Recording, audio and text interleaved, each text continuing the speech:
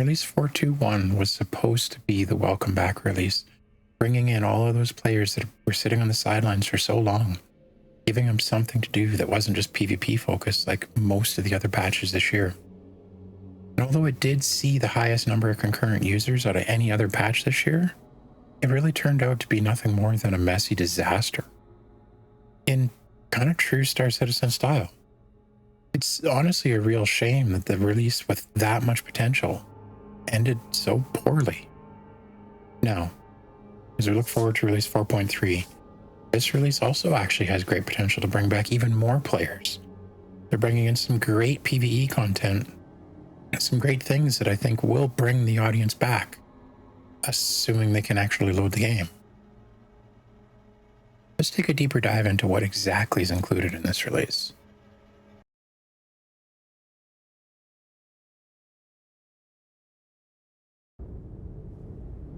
First and foremost, we've got some elevator fixes. So they've actually identified 44 unique bugs with the freight elevators, the very thing that was stopping a lot of people from even starting the event in 421. Now, 20 of those issues were actually considered blocker level. Now, typically, a blocker level should stop a release from going out, so I'm kind of curious what happened in 421 if there were 20 blocking bugs that they didn't find. But hey, at least they found them, at least they fixed them. Now, it's not perfect yet, and they've still said that there are a bunch of bugs that need to be fixed with freight elevators, but at least there's a lot better chance of us actually being able to work on the resupply crisis. So, speaking of which, resupply crisis. It's actually been confirmed that this will continue for the duration of 4.3. It should be about a month in time. Now, it will end at 4.3.1. But again, that should be about a month, and that's really at the point that we're gearing up for CitizenCon anyway. But as you're working through your resupply crisis storyline, make sure that you don't leave any cargo on the elevator for any unnecessary amount of time. As part of those fixes for the elevator fixes I was talking about earlier, they actually did put in something that will completely reset the elevator, including all cargo that's hosted on the elevator at the time. Now, it should be very rare that cargo actually goes missing, but you never know, so I wouldn't take any chances if I were you. Switching gears a little bit into the new things that are included in this release, they've actually continued to make progress with the dynamic planet tech, in the sense that they've actually brought in dynamic weather or snow. So this you can see on Bloom and Microtech. Now, it's not as interesting as the rain was, I would say. And by Jared's admission, it was actually just kind of a cop-out that they put in, so they didn't have to deal with it raining on Microtech. But it's still actually quite an interesting thing to look at, and some of the snow swirls, I mean, they're interesting the first few times you see them. While we're on the topic of tech, we've actually also got the ladder improvements back in 4.3. Now, I didn't even notice the first few times that I used it, which is kind of a good thing because it means that it actually works. But I did test it, and it actually is working pretty smoothly. It's nice to not be sucked into the elevator, and that was the reason that I actually started digging in the first place. They've also introduced some new mission distribution tech. Now, they made significant updates in 4.3 to change the way that players are directed around to locations for missions that are really unlimited. Missions like the hauling missions, the Wicklow missions, and actually the new Onyx locations as well. So you should be better distributed around the different locations that are available, instead of sending everyone to the same place all the time. Now, that should actually help the resupply crisis as well, I would imagine, because it should distribute people a little bit more evenly, so you don't have as long a queues or waits at the different freight elevators to pick up your goods. And finally, on the topic of tech, we actually have hangar respawning again. Now, it's only at your home location now, but when you first spawn into the release, you should actually spawn directly into your hangar. This one actually took me by surprise, even though I knew it was in, because I really wasn't looking forward to the train ride on Microtech, but it was really nice to go directly into my hangar and just call my ship up. Exactly what I wanted to do. Now, I did notice in the new Onyx facilities, if you log out, you'll actually log back in at the Onyx facility as well. Now, you actually spawn in the medical bed, which is a little bit on the strange side to me. I really wasn't sure where I was going to spawn, but that seems to be what the medical facilities are actually there for, in addition to obviously fixing any wounds that you'll incur. Actually, a nice segue. The Onyx facilities. So there are actually 120 new PvE-centric areas that they've launched all around Stanton where the intention is for you to go in and solve puzzles and do different tasks and do different missions. Now, right now, they're pretty much focused on data recovery, but these are locations that'll be greatly expanded in the time to come. Now, right now, we have 2 of the 3 levels open, the research labs and the engineering levels, with the 3rd set to open in an upcoming release, more than likely 431. Now, these are vast underground facilities that they can actually do quite a lot with. And the visuals that are in here are pretty stunning, even for Star Citizen. So I'm quite impressed by this and quite surprised that they managed to bring it in with as little drama as they have. So hopefully they stay drama and bug free. Now again, because there's 120 of them around Stanton, that really means that the chances of encountering another player in any given location are actually pretty slim, but it's not impossible. The only place in these facilities that is an armistice zone is the lobby, so do be prepared for some potential PvP, as you could get potential campers. Now, the new mission distribution tech should do a really good job of trying to send you to a location that is not occupied by anyone else, and they do have instanced hangars at the locations as well. So you do have kind of a little private area you can go to, as well as the lobby, which is our armistice, as I mentioned before. They're an interesting thing to check out, and from what I hear, they're actually loaded with loot. I really just went into the lobby in the test universe, as I really didn't want to spoil it for myself, but even in the lobby itself, there's loot boxes all over the place that you can grab stuff from. Now, another new thing in this release is the 3 new hairstyles. There's 2 short hair and 1 long hair. Now, this seems to be a regular occurrence, and every release seems to see new hairstyles brought in. And although it's not really my thing, I don't tend to spend a lot of time customizing my character because I never really see them. I actually do got to give credit to the hairstyle team here. They really seem to have gotten their shit together, in the sense that they're actually regularly releasing and there doesn't seem to be any problems with what they're actually pushing out. So, I mean, if they happen to be watching this, kudos. So this release also brings in a new specialist stealth armor. It's a pretty cool armor that's actually available in several different variants, including a dedicated one for the ASD, which is by far my favorite, as well as a Wicklow version.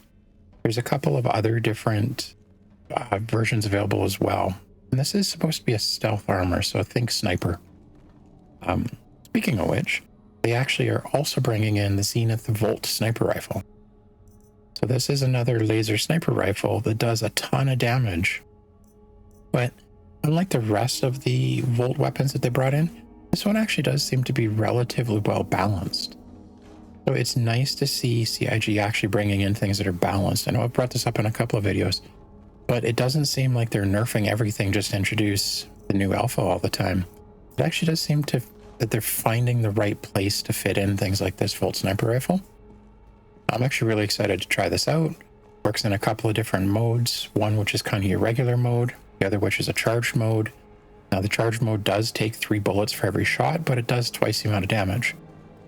So it's kind of that nice balance between being overpowered, but at the same time having a downside to using the overpoweredness. Now another thing that does seem to be happening relatively regularly with every release, this release saw some light fighter rebalances. Now there's nothing super major in here, and I do think that all of the rebalances somewhat made sense, but biggest things to be aware of is the Gladius. They removed the critical areas, so now you only have the single critical area, and they really adjusted the health pool to reflect that.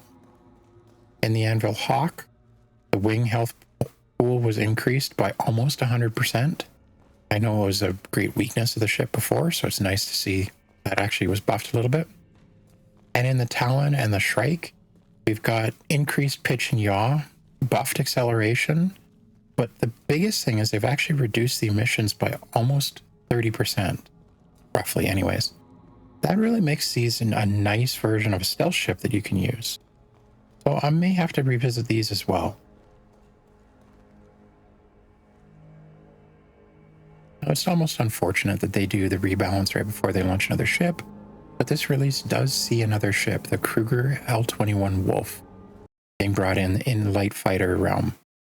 Now, this is a light fighter with decent firepower, but very little protection. So it's one of those things that you can move really fast and avoid getting shot. But if you don't avoid getting shot, you're going to axe your ship. So again, it's nice to see that they brought in some balance here. Right? I believe it has 2 size 4 bespoke weapons on it. Now, they are ballistic, so you can't swap them out for lasers. But that is pretty powerful for a light fighter. But at the same time, you don't have a lot of shielding to help protect you if you do get hit. So it's really that pro and con thing that you now have to start weighing when you're looking at which light fighter you want. Before, it seemed to be they were all relatively the same. A light fighter was a light fighter, period.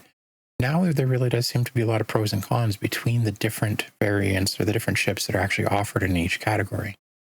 But it's nice to see that they're bringing in kind of a balanced ship again. And I really hope they keep this up. Now, speaking of things I hope they keep up, there's actually new ships available to be purchased in-game for AUEC. Now, this is not without a bit of controversy, but there is the Anvil F7C, both the Hornet and the Tracker of the MK2 versions available in Lorville. Now, the Ghost goes for 5.4 million and the Tracker goes for 5.1 million. There's also the Misk Fortune, available for 1.9 million. The Drake Golem, available for just over $1 million, as well as the Guardians are available in Lorville as well. Now, I know a lot of people are kind of on the fence on whether or not they should use Wicklow exclusively, or whether they should sell ships exclusively, or how you balance between the two. I kind of like the idea of the starter ships and the more basic things on each different industry being available for purchase for just AUEC. It doesn't make sense to make somebody grind for something that should be end game and then give them a Drake Golem through Wicklow. That being said, I do think that Wicklow still serves a great purpose because the components that you're getting are elevated compared to those when you're actually purchasing it through the store. So I do think that both serve a bit of a purpose here. And I like the fact that they're promising to actually start releasing ships in-game, well, through in-game stores anyway, a lot more regularly. So hopefully we don't continue to see these ships wait 6 months before we get to see them. Hopefully we'll start to see them about 3 months after they're out. Now, even though I have ships which are considered more endgame, I'm actually really looking forward to purchasing the Ghost, the Fortune, and the Golem. These were a nice set of 3 that are now available. It's nice to have something that's different, right? It's nice to use the Fortune for a little bit because the Vulture might get a little bit old, or you just want a little change in the way that you actually do things. So I'm really happy that these are now available personally. Now, there is a bit of an update on the cargo hauling in addition to the freight elevators and everything else we've talked about already. It looks like Red Wind line haul contracts are actually available and returned. Now, apparently I've heard some people say that they're out of the new Onyx facilities. I couldn't confirm this myself, so I'm not 100% sure in that regard. But the missions actually do seem to be a little bit broken to me.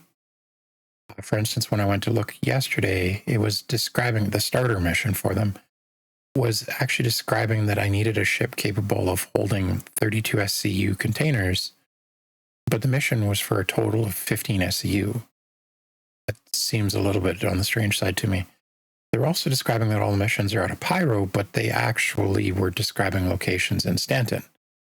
So I'm not really sure what's going on with these, but back for now. We'll see if they actually fix those or take them out in the future.